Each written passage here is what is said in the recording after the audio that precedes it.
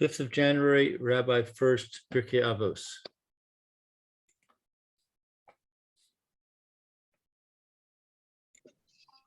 Right.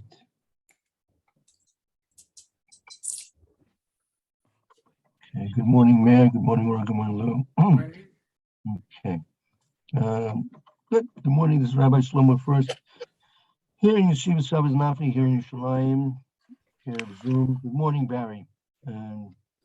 This is our first year in the morning learning Pirkei Avos. Let's see. Maybe it's worthwhile. Does anyone have any thoughts about what we were learning last time? And then from there we'll pick up. I'm going to probably send another document to you midway, and after we just review what we did a little bit yesterday, because we're still in the middle of our review. But yeah, what do we recollect of what we were discussing yesterday? And we were discussing the mimer of Rabbi Kiva that Carlos Rosh and Sefik spoke in Carlos Rosh maybe as Adam the Erev, brings a person to Buddhists. So then we were discussing the Maharal Prague's commentary on this, and that's where we're actually in the middle of. So should we review it by discussing any questions we might have that are still, or do you want to just look again at the words of the Maharal and take things from there? Either way we can go, it's up to you. I was thinking about that, what we learned yesterday, and I'm sure Rebbe knows where it's located, but I think there's a Gemara somewhere that two Talmidim of the Rebbe hid themselves under his bed in his house because somehow they found out that his wife was going to go to the mikveh that night. So they hid themselves under the bed and they stayed there the whole night and they weren't discovered. And the next day they went to the Rebbe and they said, we had some questions. Why did you say this to your wife? And when she answered, why did you say this? And he was astounded, that they were there. And he reprimanded them, and they said to him, well, how else are we going to learn how to speak to our wife? Right. Except if we experience this. So that was a Gemara, right? It's a Gemara in Brachas, if I'm not mistaken. It's a Gemara in Brachas. Yeah. Maisa with Rabbi Akiva and a Maisa with Ben Zomer, if I'm not mistaken. Not mistaken. They'll have to double check it to see it inside. Yeah. So what do you say? What do you have to say based on that Gemara? So I'm saying that well, first of all, of course, that the Talmidim were so sincere that they felt it was permitted for them to do that because they could learn what you say to your wife. Like if you joke with her or you have a conversation or whatever the the intimate relationship between the husband and wife is. Right. So they were very sincere. They really wanted to learn this. This wasn't some kind of lewd spying. They did this lishma. Right. But also what I learned from that Gemara was that there is some, I don't know, terms of endearment or whatever you would call it, that that you speak to your wife that you don't speak to anybody else. Right. There's a certain kind of intimacy, a certain language that you would only say to your wife. Right. Which is I think that's what Avimelech saw. He saw Yitzchak, even if it was just the way he handed her a sandwich. There's a certain closeness that you don't express with anybody but your wife, because it's a very private relationship. Right. Right. But that's what he saw. He saw this couldn't be his sister, because you would only whatever he did, even if it was just I don't know, smiling at her. I don't know what he saw, but whatever he saw, Avimelech knew that it was that this is, that this had to be his wife, not his sister. Right. Yeah. I mean, that was it was unmistakable. That's true. That is true. We can actually maybe go into this a little bit. Yeah. Okay. Good. Roy, you had a comment you wanted to make based on the. Not at the moment, no. Okay. I think maybe a very, very, very, very, very quick review and continue. So we can put the continuation in context. Right. Okay. Fine. So let's see. I'll tell you, maybe for the sake of quick review, let's take a look here. Maybe I'll do a little reading today. Yesh lecha ladas. You see where we began yesterday? Yesh lecha, there is for you to know. Let's see. Maybe I can follow the bouncing ball, right? We used to follow the bouncing ball. Right, you see the little red ball there, little. So Right. you can follow along on the document, or you hard copy. You can follow on the screen. Yesh l'chol hadas, there's for you to know. Oh, further, how is it that schok, jesting, v'kalas rosh levity, bring a person to lewdness? And as the Maharal is going to show us, it's not only in the context of sin, of avera, but it's also in the context of marital relations also, to the highest degree. So he's going to explain as follows. And you need to know this. Why? Because the erva, meaning and he's referring to the not necessarily the only in the context of sin, but even the actual mitzvah, the actual act done in the context of mitzvah, it's a siluk Hashem Yisbarach minam. It's a removal of a Kadosh Baruch Hu from a person. V'davar tira, you shall see this ki amaisa hazeh, that this act of relations, af kashar enu be'avera, even in the case where it's not an avera, kasiv, it says v'lo yirba erves davar v'shav me'arecha Hashem. And even if it's going to be that you're warned by the Torah itself that you should not have any erves davar, meaning any act of relations, because it's something which is a removal of Hashem from the situation. Removes Hashem from the situation. And how does this work? Mikol Shekain, even more so, Kashu Davar, even more when it's going to be an erev of Avera, the Gamri, completely forbidden. Who Sala Kashkina, that removes the Shekina if it's done in the context of sin and not mitzvah. Kihu Maisa Chamwai, Kihu Maisa Chamori, it's a physical act. She'ain Kedusha So Yisbarach Sham. And there's no holiness of a Kadosh Baruch Hu at that point in that physical act. Why? Why is there no kedusha of a Kadosh Baruch Hu in that physical act? He kedusha Hashem is Baruch Hu ma'aseh ha'hem hafchim legamrei, because the holiness of a Kadosh Baruch Hu and this physical act of relations are completely opposites. Why? He is Baruch Kadosh. Because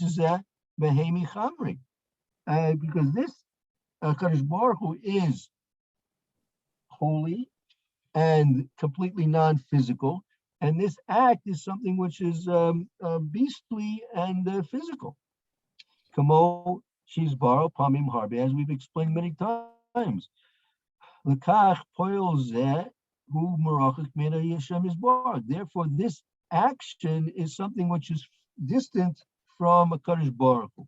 So the very mitzias, the very essence of this act is something which is far from a Kadosh Baruch Hu. Okay. So that's the first paragraph. Any questions at this point based on what we just read? Yeah, I have a problem. And that Hashem created us humans to have a physical body and to procreate. Right. So it's isn't it our job to bring this intimate relationship to as high a level as we can? Definitely so. We're obligated. So why do we say that? Well, then Hashem's not there. We're on our own. We're supposed to have in mind that this is we're fulfilling Hashem's will to have children and teach them Torah. So Right. Hashem's everywhere. Right. So I have a problem with saying, well, Hashem is removed because it's a physical act. Well, again, you have to put things in perspective, right? The fact that it's the same thing when you're eating something, right? You're eating a donut, right? You're eating a donut, right? So if you say Hashem is everywhere, so does that mean when you're eating the donut, you're eating a Kadosh Baruch Hu? No, but Hashem, no, we're not eating a Kadosh Baruch Hu, but Hashem is participating in our bracha. We make a bracha. We have in mind that this donut we have in front of us is it's a present from Hashem, and we have to appreciate where the wheat came from and the sugar and everything that went into producing this donut, and we have the ability to purchase it, and we make a bracha. So even though it's a physical act, we're including Hashem. Right. So, but that's the exact point. The fact that eating is also a beastly act. It's something which is completely gashmius, right? Eating your donut for breakfast. It's something which is completely gashmius, right? So in the same way, that's something which is distant from the Kadosh Baruch Hu. Therefore, that's why we have so many things which are involved with eating. We have to, if you're going to eat bread, you have to wash your hands. You have to make a bracha on the washing of the hands, and you have to make a bracha on the food. You have to make a bracha after the food, because that's a way of elevating the dry physical act to an act of serving a Kadosh Baruch Hu, right? After you've relieved yourself, right? You come out of the bathroom, you wash your hands, and you make a bracha, right? You make a bracha, but that's also a completely physical act, right? It's a completely physical act. The person's relieving himself, and the fact that he does so successfully is a reason that we should praise the Kadosh Baruch Hu, the fact that our bodies are working properly and everything's being digested and processed and in the proper way. Exactly. Right. So that makes a connection between the dry physical act and the connection we want to have with the Kadosh Baruch Hu.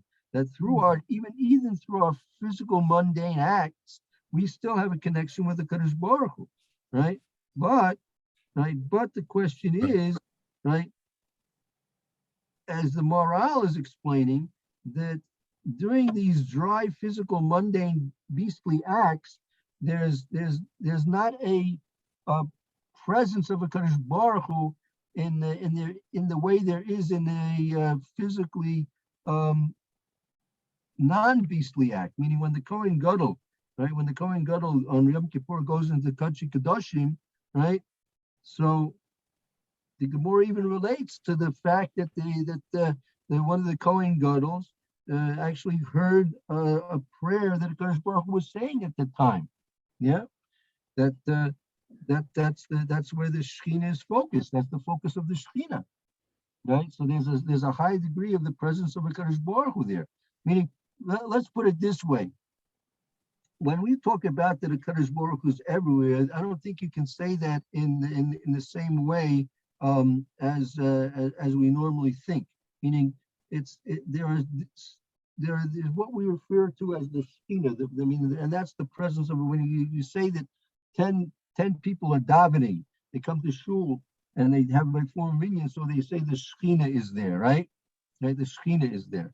So does that mean that the Shechina is not outside in the street, right? Hashem is everywhere. So what does it mean that the Shechina is there with those 10 people, 10 or plus men davening, right? Because Hashem can be everywhere. He can be in the basic Knesset, and he can be in the bathroom.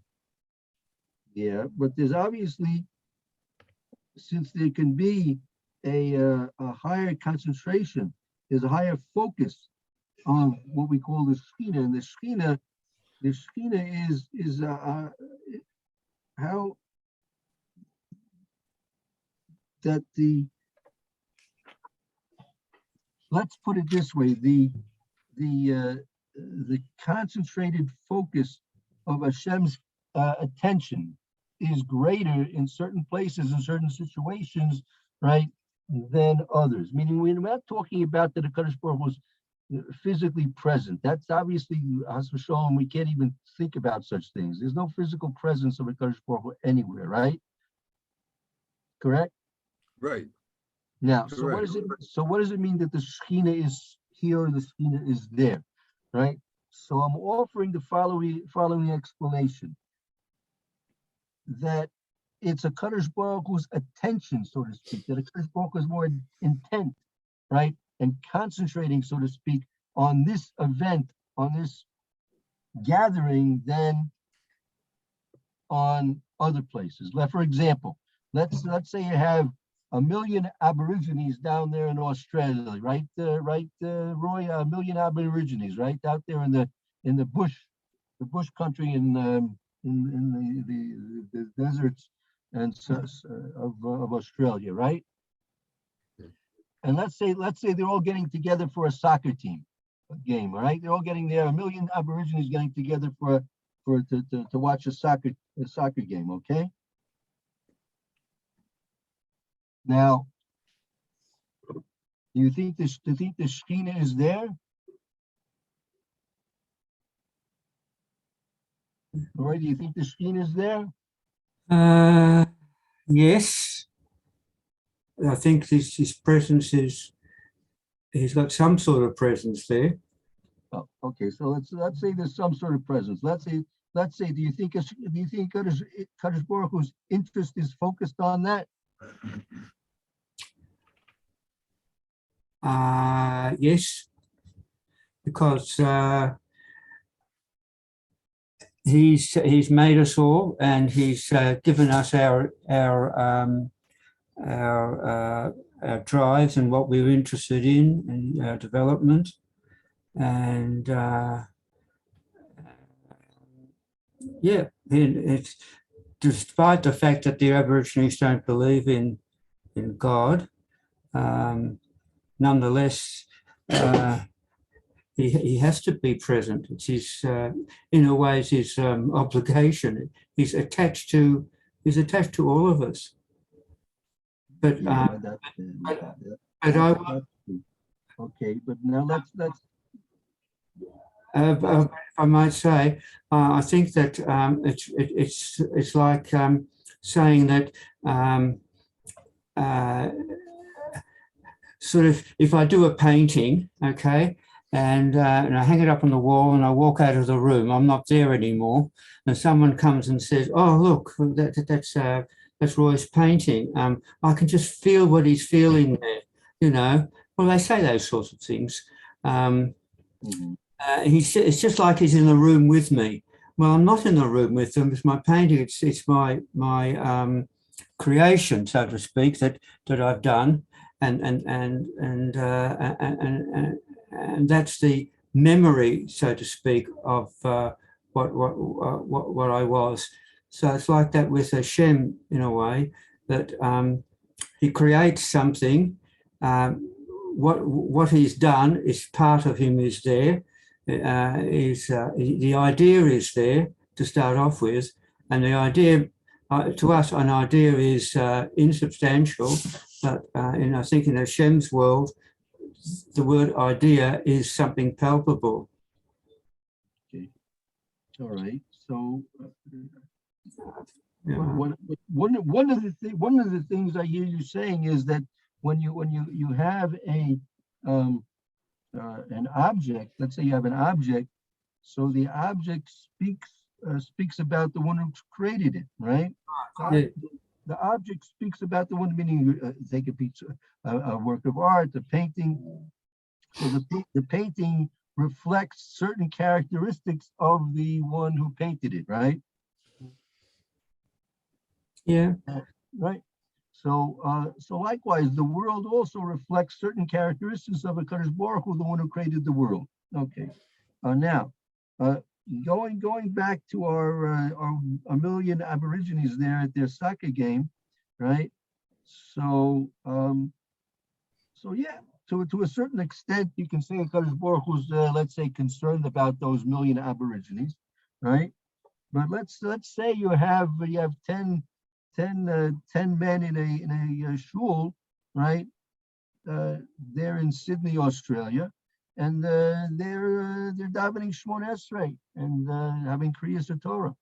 Do you think HaKadosh Baruch Hu's awareness or involvement or concentration on that event is any different than the 1 million Aborigines watching their soccer game? Probably, because in this case, we're directly trying to relate to Hashem, and so I think it's, and from his end, then he has to respond. He doesn't have to, but he will respond, hopefully, in some sort of way. With the Aborigines, they've got no idea that he's around, but on the other hand, he did create them. So there's a sort of a responsibility, so to speak, for them, as there is for us. But our involvement is closer, because we do recognize him and we do ask him for things. So he has to be more attentive to us, because we're asking things, and we're also praising him. And you can't praise somebody that well if they're not receiving the praise. It's sort of left hanging in the air. So yes, he's more with those who are recognizing him at that time, whether it's Shmona Esrei or somebody who's crying for help, or somebody who's praising him because there's a beautiful rainbow. Who's closer to that sort of person or situation than he would be if that same person who was praising the rainbow was just reading a book, sort of reading a novel or something, and not having a Hashem in his mind. Okay, all right, very good. I would also compare this to a tinoket shenishba. What's that? A baby that was brought up in an environment where there was no concept of Hashem. Some people can be considered in that category. If I think I was considered in that category at some point, if they're born into a family that's that does not have any religious content in the home, and so they have their concept of Hashem is non-existent. you could say the same thing. You could say, well, maybe Hashem doesn't care about them, or Hashem's not focused on that person. But I didn't say So, didn't work. I my didn't say case- that Hashem didn't care. in my case, I believe Hashem performed miracles in order to bring me into Makar of me. Mhm. So the question is, why would Hashem perform miracles for me if he doesn't, if the Shechina is not focused on me? Yeah, no, again, Lou, you're introducing another concept here. You're introducing the concept which is called Hashgacha Pratis. Hashgacha Pratis is a Kadosh Baruch Hu's divine intervention in human affairs. Okay, that's the whole. All these parshas we're learning: Shmos, Ve'era, Boy, Shalach. All that these four parshas are demonstrations of a Kadosh Baruch Hu's Hashgacha Pratis, his willingness and desire to intervene in human affairs for the sake of Klal Yisrael. Okay, and so that's something else. That's what we call Hashgacha Pratis, divine intervention, right? That's something different than what we call the Shechina, the presence of the Shechina. Meaning you can have nine people davening. Let's say the person lives in a place, they only have 9 men who are above bar mitzvah, and they only have 9 men there, and so there's no Shechina there. If you have one more, a bar mitzvah boy that's 13 years old in a day, all of a sudden you have 10, you have what's called a minyan, a quorum, and now you have the Shechina there, right? There's the Shechina there. So what happened? The 9 men there, like I'm sure, without any doubt, they're davening properly, they're davening wholeheartedly, right? But yet there's a lack of Shechina there. Once you find, when you get one boy that's 13 years in a day, and all he's doing is chewing bubble gum and sitting there in the back, right? So all of a sudden the Shechina is there, right? What happened? Because there's a rule that you need to have when you have 10 men, right? The Shechina is present. Now there's a presence of the Shechina, right? The Mishnah Avos says that if you have 10 people learning, there's a presence of the Shechina. There's 5 people learning, there's a presence of the Shechina. There's 2 people learning, there's 3 people learning. Even one person, there's a presence of the Shechina. But obviously, it's not the same concentration and focus of Shechina as there is at other times. It's very similar to if you use the example of the sun, right? So you have the sun, you have the sunlight. You have the sun, you have sunlight. So there are different ways you can focus and utilize the rays of the sun, right? If you take a magnifying glass and you hold it properly enough, right? You can light a piece of paper up on fire, right, Barry? You ever tried that before in your life? Sure. Not only that, if you take the magnifying glass and you focus it on the palm of your hand, you'll burn your hand as well. You know that? That's right. You ever try that? Also, if you're behind someone and they don't know what you're doing, you can put it on the back of their neck. Right. Then you get sent to the principal.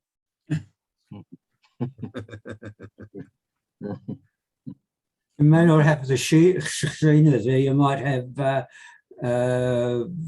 some other not very nice beings helping you around. I want to ask: is what David HaMelech says many times?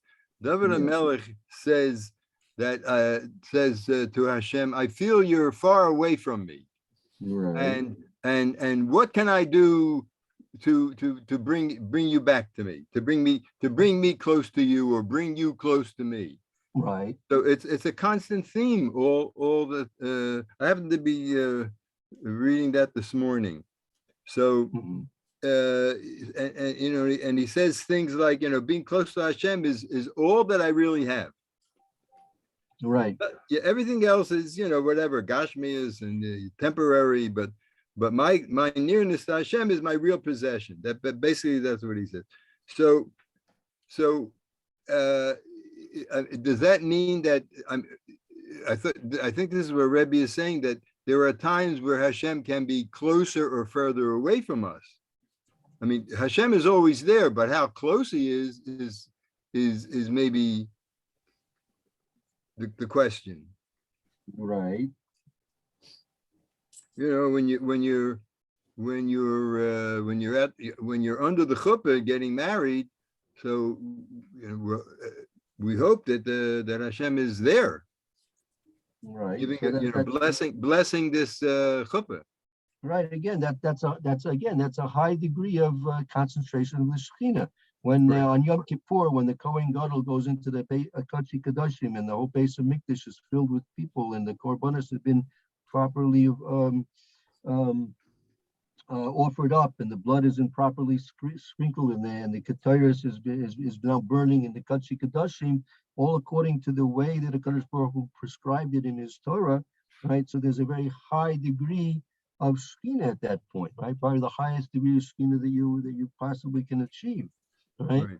Because the will of the Kadosh Baruch Hu is being fulfilled, and there are that critical mass of people that have to take place in their presence to do these things. So likewise, when you have 10 people coming together, so you have a critical mass of Jewish people coming together, and that causes a certain focus, concentration of Kadosh Baruch Hu, what we call the Shechina, which I'm just trying to understand on my own, using this concept of the Kadosh Baruch Hu's awareness, or his, so to speak, his concentration of interest on what's occurring over here, right? The Shechina, I would say, is a Kadosh Baruch Hu is a reflection. Let's put it this way: the Shechina is a reflection of a Kadosh Baruch Hu's interest in what's occurring at that time. Meaning you've got your 1 million Aborigines there at the soccer game, and you know, so you would say that a Kadosh Baruch Hu's concentration of and interest on what's happening there is not so great. And for that matter, you've got one of the Aborigines there, right? And he's got a bad athlete's foot problem, and he's got millions of athlete's foot organisms crawling around between his toes, right? Yeah. So is a Kadosh Baruch Hu's interest and concentration, so to speak, really focused on the millions of spores and such which crawling around on his Aborigines' toes? I mean, I would say probably not. I mean, a Kadosh Baruch Hu's hashgacha there's everything exists because of the will of a Kadosh Baruch Hu, but I'm not sure if a Kadosh Baruch Hu, I'm convinced, not sure, I'm convinced that Kadosh Baruch Hu's concentration is not directed towards the problems of the athlete's foot that this Aborigine happens to have while he's sitting there trying to enjoy his football game, his soccer game, right? But when you have a concentration of the Shechina, say Yom Kippur, when the Kohen Gadol is going into the base Kodesh Kodashim, he's offering the Ketairos. So the culmination of the avoda of Yom Kippur. So there's a high degree of Shechina there, because that's only a reflection of the high degree of interest HaKadosh Baruch Hu has in that particular event, right? What if you substitute the word for interest, substitute the word duty? In what way? How would you apply it in the So it's Hashem's duty to send his presence, his Shechina, to the minion of 10. Right.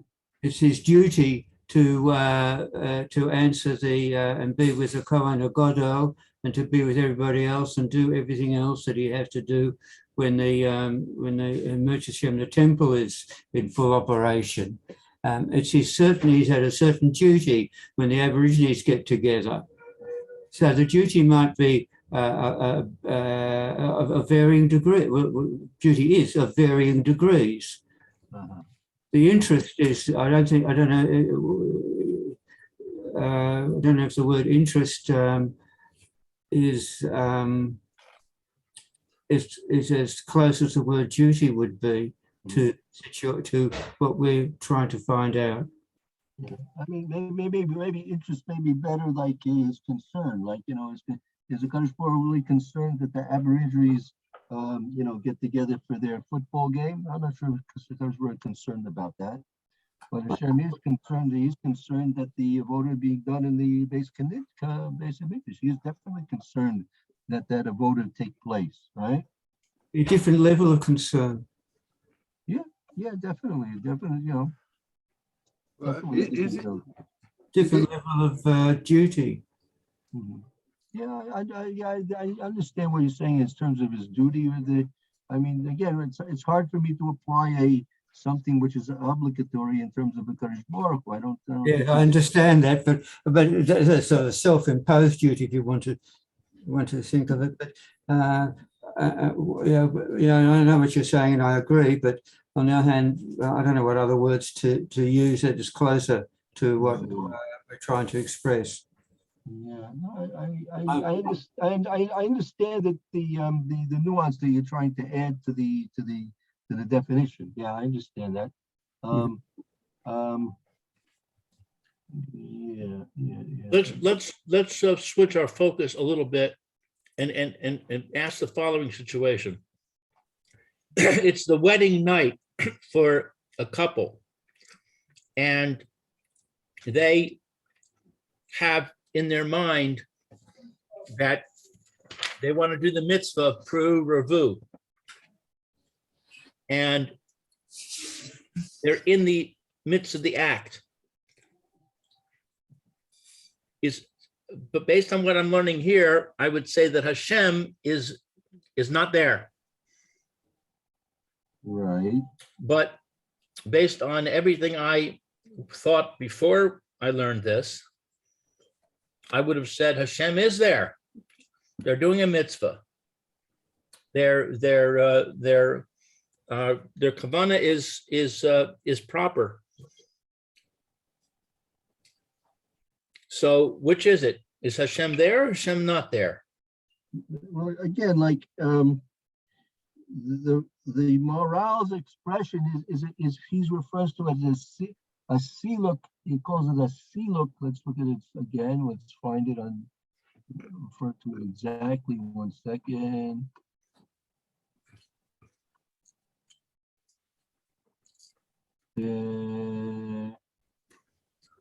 Right. That's the end of the first line in that second paragraph. Right. Erva ki erva hu siluk Hashem is barach min adam. Erva is a siluk, is a removal of a Kadosh Baruch Hu from the person. Right. That the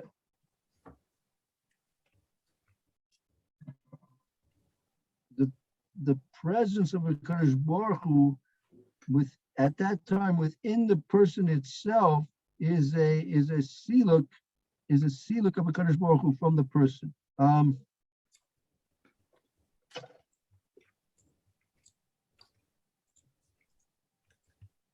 So what's that supposed to mean exactly?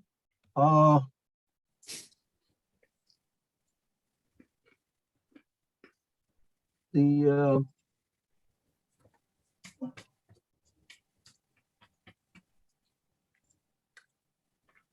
removal of Hashem Yisbarach from the person, that he also calls it later. He says that siluk Shechina.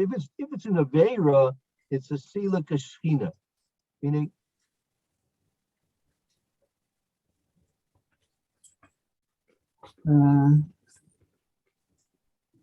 Can I propose that Hashem can't remove himself completely, 100% from any situation, because if he does, it's going to be fulfilled by Chas v'chila Satan. Right.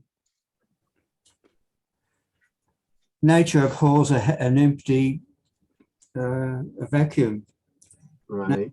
It's a vacuum, and it's a vacuum of the highest order in every sense of the word. When Hashem removes his presence, so Hashem removes his presence, there's an opportunity for Hashem for Satan or for any other malevolent force to enter the situation. And does it? Yes, it does. Roy, are you saying that when the Satan comes, he's Hashem is pushed away, that he's replacing? No, the other way around. When Hashem leaves the scene, if you Yeah, leave the scene, I reckon that's the golden opportunity for Satan. but the Satan was created by HaKadosh Baruch Hu. He's not, We've done that before. Yes, that's true. so so so Satan's it's not. doing his job. Satan is Pardon? doing his job. He's doing his job. There was a very simple story. In the concentration camps, I was told a man went to this Rebbe who also was in the camp. I forgot the name of this famous Rebbe, and he went to him and he said, "Hashem has abandoned us. It's over. I give up. Hashem abandoned us. It's over. And where is Hashem now?" So the Rebbe said, "I'll show you where Hashem is." And he took this man out to the middle of the concentration camp where all the stuff was going on. You could look one direction and see the ovens, and you could look in another direction and see people brutalizing, guards brutalizing Jews. And you could see people starving, etc. And he took him out there and he showed him this. He said, "Look at this." He says, "This is Hashem. This is where Hashem is. Hashem is here. Even in this, Hashem is here."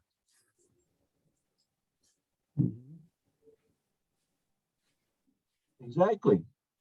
Yeah, that's exactly true. Right. So what about the couple? Is Hashem with them? Yes. I would say yes. Yes. I would say yes. They have to have a certain kavana on their chuppah, on their night, their first night together, or on any night. But I'm saying, but right at that time, they are participating in, with Hashem in fulfilling His will. We're very sort of icky and yucky about privacy, and that's probably part of what's behind wondering whether Hashem is there or not. But if you take all that sort of stuff away, it's Hashem's will that procreation is done, and it's Hashem's will that these two people do it, and it's Hashem's will that certain being results from that, and it won't happen without Hashem's participation.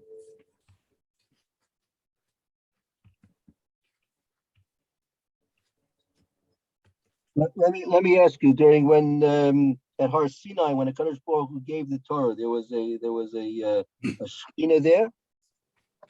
When Hashem what? Say that again. Hello? When HaKadosh Baruch Hu gave the Torah to Klal Yisrael at Har Sinai, the Shechina was there. Yes, I would say so.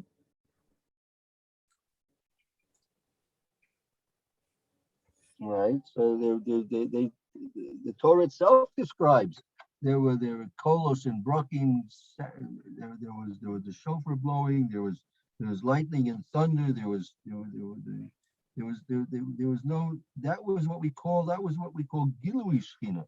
That was actually a revelation of the Shechina. It was actually a physical manifestation of the Shechina.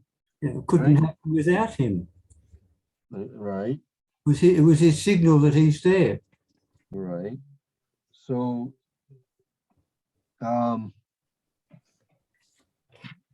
Was Hashem there when they were jumping around with the golden calf?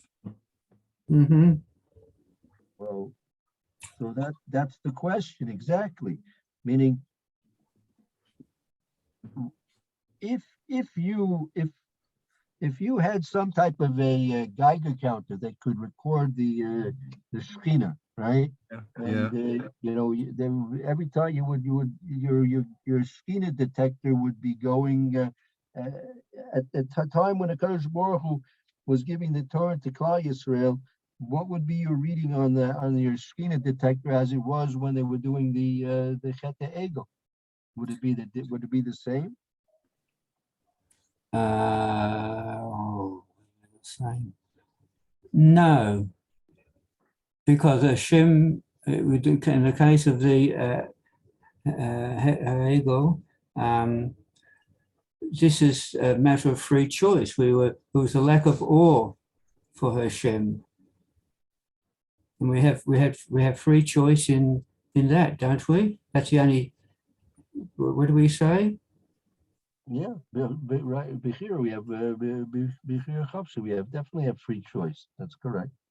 So Hashem would be there, but he'd be standing on the sideline, so to speak. Right. Okay. Look, we're only in the beginning of this discussion here. You get the picture.